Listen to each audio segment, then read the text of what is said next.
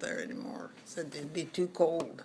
So we looked in the paper, and the senator needed a house. Somebody that worked through school and worked there. So I went down, applied for it, and got it. And so I worked my way through high school. And it's either my typing or shorthand. She said you had to stay in. So she called the lady and asked and told her the situation. And she said it's okay for her to stay 30 minutes. So I stayed 30 minutes. And I got real good grades. Is that every day? Every day after school? No, it was a few times. Not all the time, but a few times. I don't remember if it was a week or if it was once a week or what. And then another blessing I had was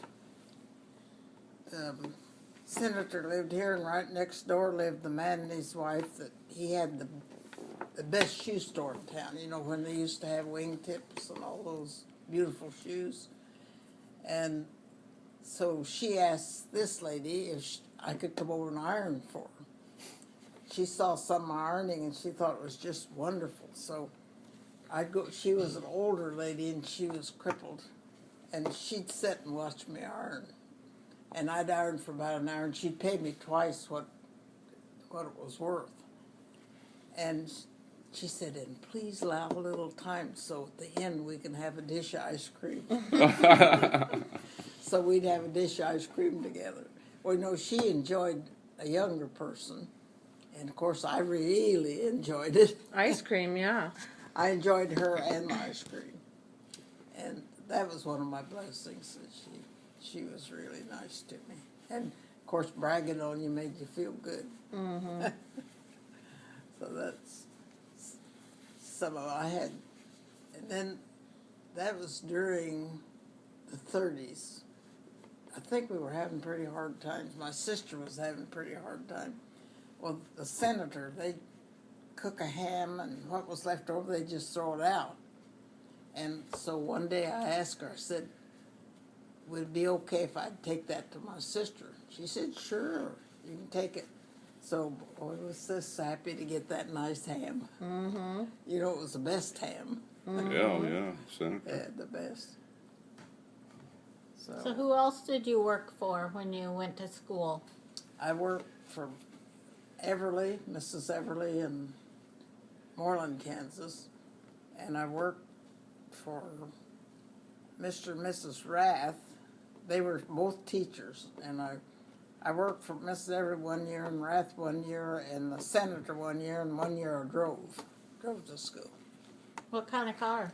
Oh boy, I don't remember, but I remember a wheel came off. I came up over. It was a big hill to me, but when I went back, it's a little hill. I came up over the hill, and there's a field down here, and that wheel just went off rolling down. Of course, I cried. I thought, what am I going to do? I didn't get hurt or anything. Mm-hmm. And my brother, Art, came and fixed. He took care of it. How old were you when you started driving? I what? How old were you when you started driving? Well, I don't remember. No. I don't remember, but I was in high school when I was driving this. Well, I still wouldn't be old enough, maybe. Well, high school maybe. But I'm like they drove to the dump all the time to take the garbage. They learned real young. And I could have done the same thing. Right. We came a half a mile down into our place, and the house was here, and there was a hill come down, and you came in front of the house, and the brakes failed me, and I hit the house. Oh, no. It felt like it shook me all through, but it didn't. It just barely hit the house. Yeah. Just barely. But it felt like it shook me. Of course, it scared me. Yeah. You know?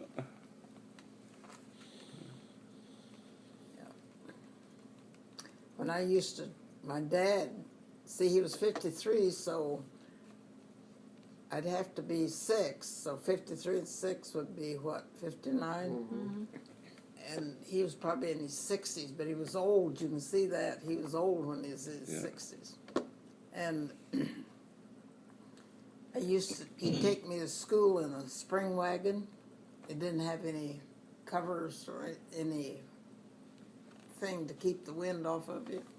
Went 3 miles. And oh boy, nothing on me got cold but my hands. And I thought if they just as warm as the inside of my stomach. Mm-hmm. You ever think that? Wish your hands was as warm as the inside of your stomach. Mm-hmm. But he had to go clear back home. Mm-hmm. And another difficulty I had going to school was see if they went clear around here up to the school. That made it long for them. But they'd take me right up here. It was a cemetery. I'd get out there and walk right across to the school. But there was a little ditch there. And when it rained, that'd come up and be pretty wide. Mm-hmm. And I'd go across there and I'd jump over it. And sometimes I'd land right down there. And I'd go to school wringing my dress out. Boy, sometimes it was cold too. Yeah. But you know, I don't ever remember anybody laughing at me or making fun of me because my dress was wet. They probably did the same thing sometimes. I don't think they ever did that. How many kids were in your school? Oh, that's a good question. I have no idea. We had a 2-story, and the 7th, let's see, it's been either the 5th, 6th, and 7th, and 8th are upstairs, or the 7th and 8th, I don't know which. But there was 2.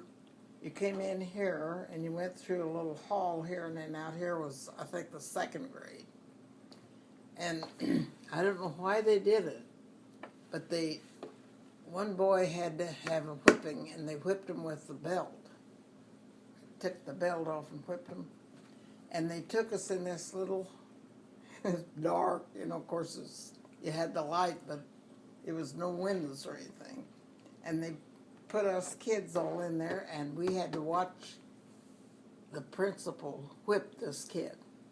Man, I still remember it as if it was yesterday. It was awful. But the reason he did that was to scare us so we wouldn't disobey. And boy, he scared me. Boy, I never did get a whipping. Another thing about our school is it said here and out here was a toilet. And you had to walk clear out through the rain, snow, and everything. That was terrible. That's what we need today. Yeah. Right. That's what we need today, because they're always in the bathroom.